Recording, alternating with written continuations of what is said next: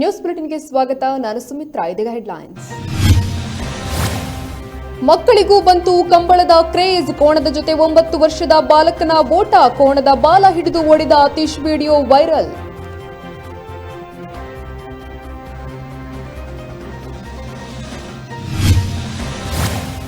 ಮಹಾಲಿಂಗೇಶ್ವರ ದೇವಸ್ಥಾನಕ್ಕೆ ವ್ಯವಸ್ಥಾಪನಾ ಸಮಿತಿ ರಚನೆ. ಆಸಕ್ತ ಭಕ್ತರಿಂದ ಅರ್ಜಿ ಆಹ್ವಾನ. ವ್ಯವಸ್ಥಾಪನಾ ಸಮಿತಿಗೆ ಆಯ್ಕೆಯಾದ 8 ಸದಸ್ಯರು.